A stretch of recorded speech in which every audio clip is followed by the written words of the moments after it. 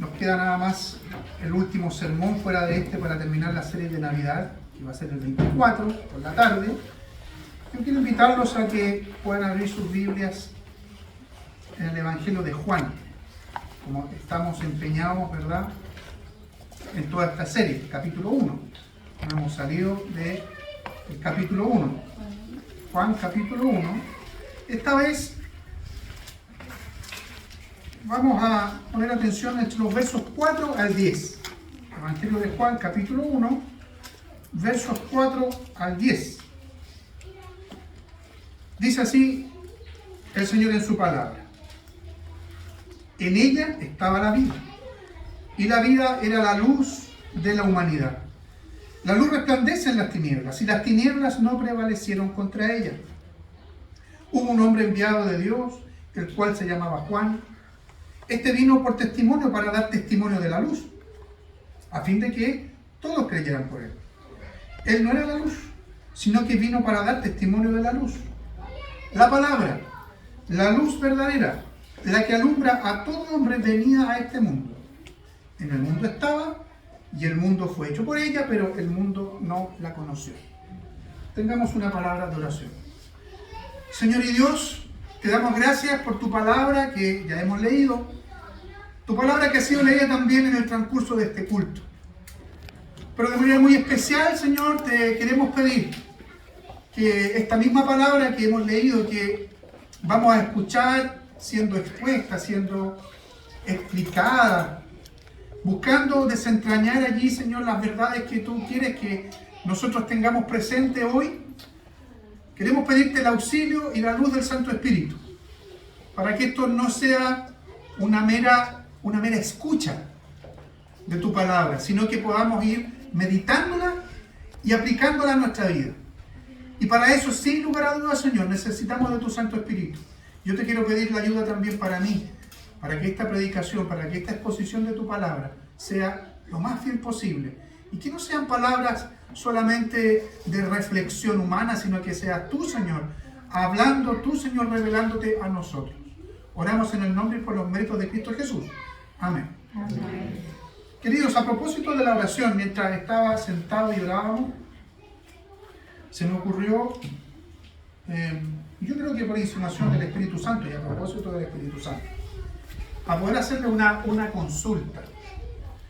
En el último tiempo, y particularmente quizás en esta semana, ¿cuántos de los que están aquí presentes oraron por mí y por este mensaje? No, a lo mejor no tenían idea del mensaje de hoy, pero oraron por la palabra que iba a ser predicada.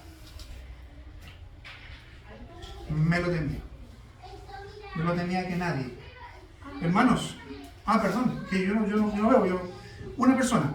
Entonces, hermanos, si la iglesia no ora, si la iglesia no clama al Señor, porque la palabra predicada sea justamente lo que necesitamos, y solamente pasa en este momento del culto, que es muy necesario, sin lugar a duda, no esperemos que el Señor obre. No esperemos eso. Yo los exhorto, hermanos, a que nos arrepintamos, incluyéndome, porque yo debería orar más por mí mismo también, incluyéndome, a que nos arrepintamos y digamos: Señor, hemos fallado en esto. Probablemente la palabra de hoy día, probablemente sea para nosotros especial, y espero que lo siga siendo, pero necesitamos orar, hermanos. Necesitamos, la iglesia debe estar orando, porque, insisto, yo no soy una persona especial, soy un pecador igual que ustedes. Y si ustedes no piden a que el Señor me use, el Señor no lo va a hacer. Si yo no pido que el Señor me use, el Señor tampoco lo va a hacer. ¿Sí? Dicho eso, quiero invitarlos entonces a comenzar a reflexionar en este texto que hemos leído hoy. Y el mensaje de hoy tiene como título: Él es la luz. De hecho, el texto está hablando de eso. Y seguimos, como yo les decía, centrados en el capítulo 1 de este Evangelio, meditando en las implicancias de este anuncio que está conectado con el nacimiento del Salvador y Señor Jesús. Otra vez, la verdad es que Juan quiere comunicar en su relato es que este verbo hecho carne tiene las características de ser una luz que brilla o una luz que resplandece en medio de la oscuridad. Ahora, yo quiero invitarlos a que podamos reflexionar con la ayuda del Espíritu Santo a qué quiere comunicar el Señor a través de Juan. ¿Qué quiere transmitir con esto? Y es lo que vamos a procurar, yo voy a procurar especialmente explicar en el mensaje de hoy. ¿Qué quiere decir esto de la luz? De que el verbo es luz, de que Cristo es la luz, de que la palabra también es luz. Como primera cosa, y solamente vamos a desarrollar esto en dos tópicos, en dos puntos, es que se nos evidencia aquí también que este verbo o que esta palabra es vida. Es vida. Fíjense, voy a tratar de explicar lo relativo a la luz que brilla en la persona de Cristo.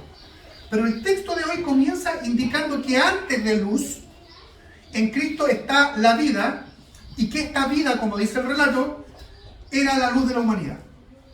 No podemos, por tanto, obviar este tópico, o esta palabra, o esta idea, o esta verdad que nos está diciendo que en Cristo está la vida. ¿De qué vida está hablando aquí el texto? ¿De qué vida está hablando la palabra del Señor? ¿Qué quiere transmitir el Señor a través de Juan, que estaba siendo inspirado y que fue inspirado por el Espíritu Santo? ¿Tendrá que ver con la vida física? ¿Tendrá que ver con esta vida que tenemos nosotros y que de repente se enferma y que incluso llega, ¿no es cierto?, después a acabarse, a morir? ¿Tendrá que ver con esto físico, con esto material? Creo que el mismo texto nos ayuda en algo a entender. ¿Por qué les digo esto? Porque si la vida está conectada con la luz, porque dice el texto que era luz y vida, ¿verdad? Entonces está conectada con luz, con esta idea de la luz, con esta idea que alumbra. No podemos pensar que se refiera a esta vida de tipo física, ¿ya? O a la vida corporal. Por lo tanto, ya podemos inferir que está apuntando a la vida en el sentido espiritual, ¿ya? No podemos olvidar que la Biblia una y otra vez está exhortando a poder mantenernos vivos espiritualmente, y esto no depende de nosotros, depende de Dios. Pero habla de una vida espiritual, incluso de una muerte espiritual. Y es a lo que se refiere algunas veces la palabra del Señor como vida eterna, ¿no es cierto? La vida eterna. O sea, esa vida eterna está conectada especialmente con la vida espiritual. Es cierto que la vida eterna tiene asociada un cuerpo también. Un cuerpo nuevo, un cuerpo similar a este, pero que no se va a corromper, que no se va a enfermar, que no le van a doler las piernas. No le van a doler más las piernas. Un nuevo cuerpo, sí, pero cuando habla de vida eterna la Biblia, y cuando está hablando en este sentido del texto hoy día, está apuntando a esta vida espiritual. Para que esta vida se pueda dar, es necesario, como el Evangelio nos comunica muchas veces, un nuevo nacimiento incluso, ¿ya?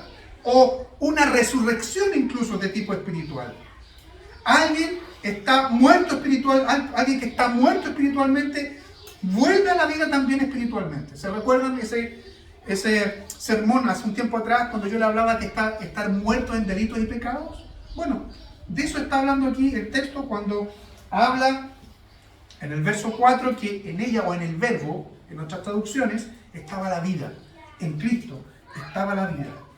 Es importante entonces, en este primer punto, hacer notar que el texto nos indica que el verbo, que la palabra, o que en Cristo estaba la vida, no dice a través de Cristo se llega a la vida. Es importante eso, dice que en Cristo, en Él, estaba la vida. Y esto nos hace entender que en Dios Hijo, desde la eternidad, es donde residía la vida. En la segunda persona de la Trinidad es donde residía la vida. Entonces, es quien posee esta vida, quien posee esta luz, quien posee o adquiere a Cristo, es el que comienza a experimentar una comunión con Dios. Y esa comunión con Dios no es a través de Cristo, sino que es en Cristo. Fíjense lo que nos recuerda el mismo Evangelio de Juan, más adelante, en el capítulo 17. Dice, y esta es la vida eterna. A propósito, yo les decía que esta vida tiene que ver con esta vida eterna, con esta vida espiritual. Y Juan está diciendo allí, y esta es la vida eterna, que te conozcan a ti, el único Dios verdadero y a Jesucristo a quien has enviado.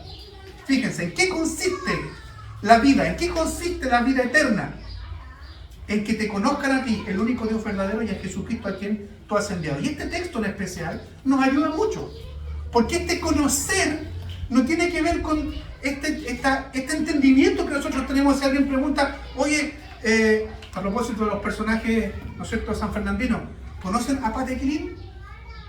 ¿No es cierto? Sofía lo conoce muy bien, ¿no es cierto? ¿Conocen a Pate Quilín? Claro, ese chiquillo que anda por ahí, ¿no es cierto? Ese chiquillo que anda por ahí que tiene algunas enfermedades de tipo mental. Pero eso no es conocer. Conocer, según la Biblia, tiene que ver con tener intimidad. O sea, ser una persona íntima con esa otra. Eso es conocer, según la Biblia. Entonces, cuando dicen conocer a Dios y conocer a Jesucristo, eso es tener vida eterna, significa tener intimidad con Cristo. Y aquí vienen otras tantas verdades asociadas a esta misma verdad. ¿Qué significa tener intimidad con Cristo? Ser uno con Él. Y aquí viene la idea de Cristo y de la iglesia como el esposo y la esposa, que tienen intimidad, que se conocen y que conviven y que viven de manera, valga la redundancia, constante, donde no hay separación. Entonces, Juan nos ayuda más adelante a propósito de esta vida, que en esto consiste la vida eterna, en que haya comunión, podríamos decir. Comunión constante o conocimiento, conocerte a ti, el Dios verdadero, y a Jesucristo a quien has enviado. Dicho esto, por otro lado, esta vida o fuente espiritual es el principio, sí, de todo tipo de vida. Si bien antes les estaba explicando que esto tiene que ver con la vida espiritual, sí, sin embargo, Cristo es la fuente de todo tipo de vida, de la vida física también. ¿Cómo nos damos cuenta de esto? El mismo capítulo 1, en el verso anterior, el verso 3, dice, por ella, o por él, en otras versiones, por el verbo, por la persona del Hijo, por ella fueron hechas todas las cosas. Todas las cosas. Todo lo que usted conoce. Los animalitos, las plantas, incluso el ser humano. Por ella fueron hechas todas las cosas. Sin ella, sin el verbo, sin la segunda persona de la Trinidad, ¿no es cierto? Sin ella fue hecho de lo que ha sido hecho. Nada fue hecho de lo que ha sido hecho. Nada.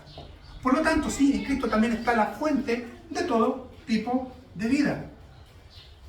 Entonces, cuando hablamos de la verdad, antes de pasar al segundo punto, cuando hablamos de la verdad, estamos hablando de Cristo y estamos hablando también de esa verdad que implica vida eterna. En Cristo hay vida eterna, ¿ya? Pero también el texto hace evidente que aquí hay luz, y usa este término, la luz de los hombres. Voy a leer otra vez, si usted tiene la Biblia abierta ahí, dice que en ella estaba, o en él, porque en el verbo también, estaba la vida, y la vida era la luz.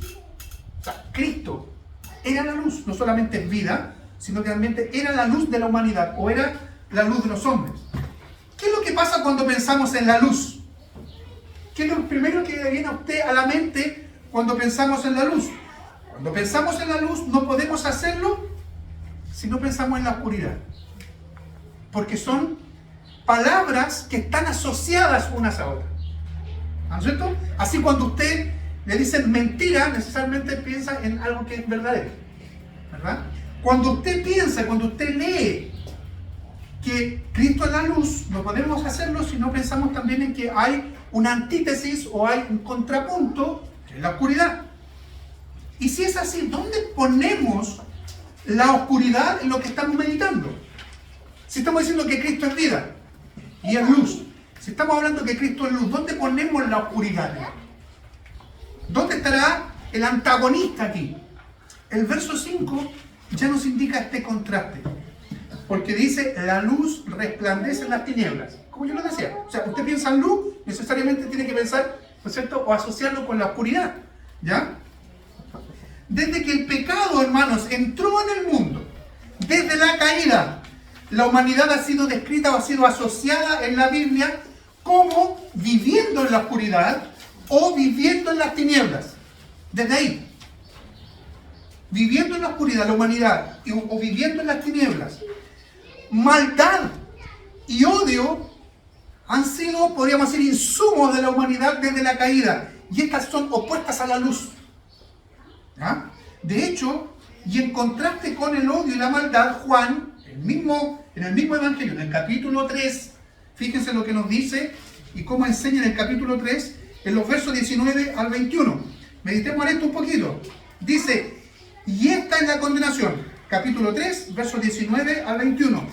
Y esta es la condenación, que la luz, ya está hablando, ¿no es cierto? Y saben, los que están leyendo, sabemos nosotros en el capítulo 3 que la luz está refiriéndose a Jesucristo, ¿ya? Y esta es la condenación, que la luz vino al mundo, pero los hombres amaron, fíjense, aquí está el término del amor, ¿no es cierto? Amor, que los hombres amaron más las tinieblas que la luz, porque sus obras eran malas. Porque todo aquel que hace lo malo, aborrece, o no ama, o no quiere, o desprecia la luz, y no se acerca a la luz, para que sus obras no sean reprendidas. Pero el que practica la verdad viene a la luz, para que sea evidente que sus obras son hechas en Dios. Si se fijan, aquí hay un constante ir y venir de este contraste de la luz y de las tinieblas. Y está enseñando aquí, esta parte del Evangelio de Juan, que el amor y la verdad son sinónimos de la luz. El que ama la luz, el que ama a Dios, va a vivir en la verdad o va a vivir en Cristo. Y el que aborrece a Cristo, el que aborrece la luz, el que aborrece la verdad, ¿dónde está? ¿En la luz? Está en las tinieblas, está en la oscuridad, está viviendo en el pecado. Por otro lado, otro evangelio, el evangelio de Mateo, apunta exactamente a la misma idea, y esto es lo hermoso de la escritura porque es armónica. No es que en algún lado Dios revela una cosa y en este otro lado revela otra o muestra otra, es armónica. Apunta aquí Mateo en el capítulo 4 del evangelio de Mateo exactamente la misma idea cuando recuerda parte de la profecía de Isaías. Fíjense, Mateo, lo que voy a leer, está apuntando y está recordando una profecía del Antiguo Testamento, y ese profeta está hablando exactamente de la misma verdad. Mateo capítulo 4, voy a leer el verso 16 nomás. Mateo capítulo 4, 16. Dice así el Señor: el pueblo asentado en tinieblas vio gran luz. A los que vivían en región de sombra de muerte les resplandeció la luz. Y esto estaba, Isaías estaba profetizando aquí al Mesías. Un pueblo que vivía en oscuridad. ¿Qué es lo que es necesario para que la oscuridad o las tinieblas se disipen? ¿Qué es lo que es necesario? Luz. ¿Ya? Entonces dice aquí que un pueblo, ¿no es cierto?, completo, vivía en oscuridad. Les resplandeció en algún momento la luz. Porque vivían no solamente en oscuridad, sino que eso era sombra de muerte. Entonces, Mateo está diciendo aquí, en complicidad, podríamos decir, con Juan, que era tan necesario para la humanidad, tan necesario para el pueblo, que está apuntando aquí al pueblo del Señor, que Cristo apareciera, entre comillas, se encarnara, porque eso es lo que venimos hablando y predicando, ¿no es cierto?, hace varios domingos atrás, comenzara a resplandecer, comenzara a brillar en la oscuridad. Cristo entonces es quien es identificado como la luz, esta luz que resplandece, como la luz que vence las tinieblas, pero también como la vida que vence a la muerte, porque eso es Jesucristo. Venció no solamente las tinieblas, no solamente vino a alumbrar, así como a brillar y a mostrar la realidad del mundo, sino que además venció, con su vida venció a la muerte. Cuando se manifiesta la luz, como venimos hablando y meditando, se hace evidente también la oscuridad. O sea, usted se da cuenta que un lugar está oscuro cuando enciende una luz, incluso cuando hay penumbra, cuando todavía no está totalmente oscuro, ¿no es cierto? En una tarde, usted enciende una luz y se nota al tiro que no hay plena luz del día, que se está oscureciendo, porque comienza a brillar la luz. Entonces, cada vez que se manifiesta la luz, se hace evidente también la oscuridad.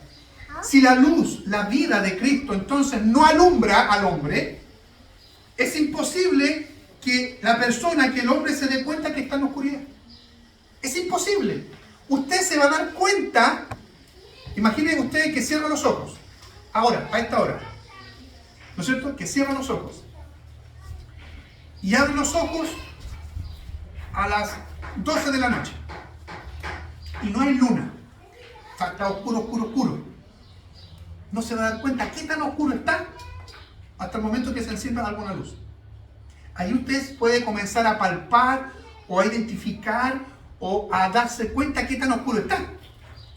Porque usted cerró los ojos, claro, y se nota todavía que hay cierta luminosidad que pasa a través de los párpados, ¿verdad? Estoy hablando en términos muy sencillos. Pero si llega y usted abre los ojos, después se ve una tremenda bruma y despierta a las 12 de la noche, no hay luna, usted se va a dar cuenta qué tan oscuro está hasta que enciende o hasta que se encienda una luz. Bueno, espiritualmente hablando, sucede lo mismo con el ser humano, sucede lo mismo con el hombre. No se va a dar cuenta en qué tanta oscuridad está hasta que Cristo no lo alumbre, hasta que Cristo no brille en su vida, o hasta que el Evangelio de Jesucristo no comience a brillar en la vida. Es imposible que el hombre se dé cuenta que está en oscuridad entonces y que está completa y absolutamente perdido, porque esa es la idea de la oscuridad espiritualmente hablando, que el hombre está completa y absolutamente perdido. Pregunta, ¿quién puede encontrar el camino en la oscuridad? O sea, prácticamente hablando, la manera práctica, ¿usted puede encontrar el camino en la oscuridad? Alguien podrá decir, chuta, la Yoye quiere decir, chuta, yo los senderos del cerro oscuro me los sé de memoria y puedo caminarlo. ¿No es cierto? Lo más probable. Pero también lo más probable, porque no conoces a dónde están todas las piedras, te tropieces y te caigas. Bueno, espiritualmente es lo mismo. Uno puede creer que va siempre por el camino, pero no conoce todos los detalles. Y el tropezar, espiritualmente hablando, significa pecado. Y tropezar y pecar nos hace culpables delante del Señor. Nadie, ningún ser humano puede darse cuenta de la oscuridad y las tinieblas de su corazón si no les alumbra Cristo. Salmo 119, los que somos más canutos, o no más canutos, sino que canutos de hace más años. Dice este texto, la Reina Valera 60, lámparas a mis pies tu palabra y una lumbrera en mi camino. La contemporánea, la Biblia que estamos usando últimamente, dice, tu palabra es una lámpara a mis pies, es la luz que ilumina mi camino. Y está usando justamente esta idea de un sendero que en la oscuridad no se ve y que necesita ser alumbrado para poder seguirlo. Espiritualmente dice que la escritura, la luz del Evangelio alumbra nuestro camino. Sin la luz necesaria, aquí otra cuestión práctica, sin la luz necesaria en una carretera, de seguro usted va a chocar si va en un vehículo. De seguro va a chocar. A veces con Marta en la carretera le hago, oye, que está clarito, dice, está clarito, no está tan clarito, vamos en el auto y digo, mira, y apago las luces. Prendo las luces otra vez. Ahí se hace evidente que no está tan clarito, porque no se ve. En una carretera sin luz, lo más probable es que usted choque. Y además, es muy probable que haga daño a otros en eso. Cuando está sin luz o cuando va con una muy mala luz. Del mismo modo es la vida del hombre y sus tinieblas o su pecado. No solo le hace daño, se hace daño a sí mismo, sino que vamos por el mundo dañando a los demás. Por eso es tan necesaria la persona de Cristo que trae luz a la vida del hombre. En cuanto a esta luz, el texto nos indica que en este resplandecer, en este brillar de la luz, en el verso 5 del capítulo 1 de Juan, las tinieblas no prevalecieron contra ella. Es un texto difícil aquí, es un texto complicado de asimilar, de comprender. De hecho, otras versiones, el mismo verso 5, lo traducen de la siguiente manera. Y la luz brilla en las tinieblas y las tinieblas no la comprendieron. Fíjense, algo como muy distinto. Las tinieblas no prevalecieron contra ella y dice que la luz brilló, otras versiones, y las tinieblas no la comprendieron. Bueno, y eso tiene que ver con la traducción a nuestro idioma del original. Y esta parte, este verso 5, lo podemos interpretar de dos maneras. Primero, que las tinieblas o la maldad o el pecado no pudieron vencer la luz. Es decir, no pudieron vencer a Cristo, sino que Cristo fue el que venció. Eso es una manera de interpretar este texto, este verso. Es decir, fue Cristo quien venció la maldad. Fue Cristo quien venció al maligno. Y todas las consecuencias, además del pecado. Pero por otro lado, la traducción también, esta traducción que se puede dar, y de hecho muchos la discuten, que las tinieblas no comprendieron la luz, ¿no es cierto? No comprendieron la luz. Lo podemos interpretar que el mundo de maldad, que las tinieblas no recibieron o no comprendieron la necesidad imperiosa de la luz de Cristo. ¿Qué es lo que venimos diciendo hasta aquí? Lo que yo les vengo explicando, que el hombre natural, que se le hace evidente que está en oscuridad, prefiere quedarse en la oscuridad. No comprenden la necesidad de la luz. No comprenden en este caso la necesidad de Cristo. Esto no es otra cosa que no comprender o no creer al Evangelio. Ya comenté los versos 19 al 21 del capítulo 3, los voy a volver a leer, porque tiene que ver con esto. Y explicar también en este sentido. Pero ahora incluso le voy a agregar el verso 18 del capítulo 1. Miren, capítulo 1 entonces, verso de Juan, estamos hablando, versos 18 en adelante. Dice así el Señor. Juan 1, ¿dónde estoy? Me perdí.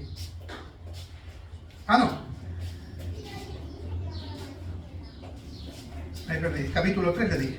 No, del capítulo 3, los versos 18, porque ya habíamos leído los anteriores. Capítulo 3, verso 18. El que en él cree no es condenado, pero el que no cree ya ha sido condenado porque no ha creído en el nombre del unigénito Hijo de Dios. Y esto es lo que leímos hace un ratito atrás. Y esta es la condenación, que la luz vino al mundo, pero ¿qué hicieron los hombres? O sea, Cristo se hace evidente, Cristo comienza a brillar. Cristo, que es la verdad, como ya lo vimos, comienza a mostrar o a evidenciar el pecado. Los hombres amaron más las tinieblas que la luz, porque sus obras eran malas. Porque todo lo que hace, todo aquel que hace lo malo, aborrece la luz y no se acerca a la luz para que sus obras no sean reprendidas. Entonces, cuando Cristo alumbra, cuando Cristo brilla, y esto no comprendieron esta traducción, no comprendieron la luz, no quisieron ver la evidencia en realidad, es quedarse en la oscuridad o es quedarse en el pecado, y es literalmente, algunas versiones dicen, revolcarse en el pecado. Así como los chanchos se revuelcan en el barro. El pecado podemos asimilarlo así, no solamente como tinieblas, sino que como un charco. Y los chanchos le dicen, no, aquí está lo limpio, no, va y se revuelca otra vez. Usted puede bañar un chanchito, muchas veces quedan bonitos. Los que son blanquitos quedan blanquitos, los que son cafecitos quedan cafecitos. Pero el chancho volverá al barro, a revolcarse.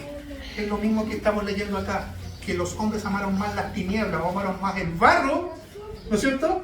La suciedad del pecado, que vivir en la santidad de Cristo. Hermanos, el que en él cree, dice, no es condenado. Y aquí viene esta oposición o esta contradicción o este contrapunto entre la luz y las tinieblas. En este mismo sentido, Juan refuerza esta verdad en el verso 10 del capítulo 1, ahora sí, donde dice que Cristo estuvo presente en el mundo. Sin embargo, el mundo no conoció o no quiso conocer o aceptar la verdad o la luz. Verso 10. En el mundo estaba, y el mundo incluso fue hecho por él, o por ella, o por la palabra, pero el mundo no la conoció. No se dio cuenta, o no quiso darse cuenta de que allí estaba presente la verdad, estaba presente la luz. No quiso aceptar la verdad, no quiso aceptar la luz. Debemos advertir entonces que si bien el texto nos muestra que este verbo, que esta palabra, que esta verdad, que esta luz, es justamente la luz de los hombres, o la luz de la humanidad, pero no todos son alumbrados. No todos son alumbrados, o no todos son llevados de la tiniebla a la luz. Alguno muy atento dirá, pastor, pero el verso 9 dice que alumbra a todo hombre. Léanlo allí. Entonces, ¿cómo no todos son alumbrados? Y la Biblia está diciendo que alumbra a todo hombre. Es cierto. Sin embargo, el acto de Dios en Cristo de sacar de las tinieblas a una persona y llevarlo a la luz, o a un nuevo nacimiento, conlleva un acto de redención. ¿Se acuerdan del término redención? Un acto de rescate. Y sabemos que no todos son rescatados, que no todos son redimidos del Señor. Y es aquí donde debemos recordar que existe una revelación, y podemos decir esta palabra, una revelación o un alumbrar, o un brillo, o un resplandecer de parte de Cristo de manera general, lote, podríamos decir, ¿no es cierto?, para la bandada, pero también otra particular y especial. Y eso se hace evidente en la Escritura. Si el texto nos dice que la luz alumbra a todo hombre, debemos pensar en aquella revelación de Dios que es general, o en ese alumbrar de Dios que es general. Voy a citar aquí Romanos 1:20, fíjense, porque lo invisible de Dios, es decir, su eterno poder y su naturaleza divina, se hacen claramente, brillan, podemos decir, se hacen claramente visibles desde la creación del mundo y pueden incluso comprenderse por medio de las cosas hechas, de modo que no tienen excusa. Este es uno de los textos clásicos para poder entender y comprender lo que significa esta revelación, o este brillar, o este alumbrar de manera general, a todos. ¿Cómo se puede dar cuenta el hombre que Dios está presente, que Dios es una persona, que Dios es real a través de la creación? Y eso hace inexcusable a una persona decir, ¿sabe qué? Señor, yo nunca te manifestaste a mí, ¿no? Dice la Escritura que se hacen claramente visibles y se pueden comprender incluso a través de las cosas hechas. ¿Qué cosa? Que Dios es Dios y que es poderoso y que su naturaleza es divina. Se hacen evidentes esas cosas en la creación. Pero, ese es el alumbrar general. Brilla a todo hombre. Cristo se revela a todo hombre de esa manera. Pero, quienes son total y absolutamente alumbrados, quienes son total y absolutamente expuestos a la luz de Cristo, experimentan una nueva y correcta relación con Dios. ¿Quiénes son esos? Ellos son convertidos o son vueltos a Dios en Cristo y por su obra en favor de aquellos que son alumbrados para la vida eterna. Y aquí está la diferencia. Miren cómo nos ayuda en esto la cita de Efesios capítulo 5. Efesios capítulo 5, versos 13 y 14. Miren cómo habla aquí el apóstol Pablo. Pero cuando todas las cosas son expuestas a la luz, fíjense que vemos meditando en esto, de cosas que son expuestas a la luz, algo que está en oscuro y algo que es, ¿no es cierto?, expuesto a la luz. Todas las cosas, cuando son expuestas a la luz, quedan de manifiesto. Porque la luz, ¿qué hace? Lo manifiesta todo. Por eso dice, y aquí está citando una profecía, despiértate tú que duermes, levántate de los muertos y te alumbrará Cristo. Cristo alumbrando. Y este levántate de los muertos tiene que ver con una cuestión espiritual. ¿No es cierto? Despiértate tú que duermes, levántate de los muertos y te alumbrará Cristo. Cristo, cuando brilla, Cristo cuando hace brillar su santidad, cuando se revela de manera especial a una persona, es cuando esa persona comienza a experimentar vida, una vida nueva y una vida eterna. Por último, hermanos, el texto nos indica de manera implícita que nadie será alumbrado por Cristo, o mejor dicho, nadie llegará al conocimiento de su miseria, porque eso significa ser alumbrado. Llegar al conocimiento de su miseria, de su maldad, de su oscuridad, si no recibe el testimonio de la verdad de Cristo, o no se le presenta a Cristo mismo, como lo decía el apóstol Pablo, eso te alumbrará Cristo. Esto lo vemos en los versos 6 al 8. Nadie, insisto, nadie va a llegar a tener conocimiento de su miseria si no es alumbrado por Cristo mismo y si Cristo no comienza a hacer trabajo allí. Fíjense lo que nos dice capítulo 1 de Juan, los versos 6 al 8. Hubo un hombre enviado de Dios, el cual se llamaba Juan. Este era otro Juan, el que está escribiendo. Mira, Juan el Bautista. ¿Ya? Este vino por testimonio para dar testimonio de la luz, a fin de que todos creyeran por él. Él no era la luz, sino que vino para dar testimonio de la luz. Si se fijan, Juan, el del Evangelio, está de alguna manera explicando esta verdad con la labor que cumplió el destacado profeta Juan el Bautista. Juan el Bautista dice que hizo aparición para dar testimonio de la luz. No era Juan la luz. Y Juan, el evangelista, está explicando, porque probablemente, o sea, no probablemente, sin lugar a duda, Juan el Bautista fue una persona muy connotada y eminente. Entonces, algunos creían que él era el Cristo. Y Juan aquí en el Evangelio está diciendo, no era él el Cristo. No él era la luz, él no era la luz, sino que vino para dar testimonio, para mostrar, para anunciar quién era la luz. ¿Ya? Entonces, testificar acerca de Cristo fue una de las misiones fundamentales de este Juan el Bautista. Juan fue usado por Dios para dar testimonio de la luz y para testificar acerca de Cristo. ¿Con qué objeto? Para que otros creyeran por medio de él. por medio de Juan. ¿Creyeran qué? ¿Creyeran que los niños están jugando aquí? Pónganme atención. A veces mi esposa me dice, se pone pesado el pastor. Ustedes son adultos, ustedes son los capacitados para no distraerse, ¿ya? Porque si viene el Tommy y ella, ¿no es cierto?, y la bebé, pueden ser muy entretenidos y pueden incluso mostrarnos a Cristo en muchas cosas. La palabra de Dios es la que es importante ahora, ¿sí? Entonces, es el Señor el que está siendo presentado por Juan, Cristo. Cristo está diciendo, Él vino a dar testimonio, Juan vino a dar testimonio de la luz.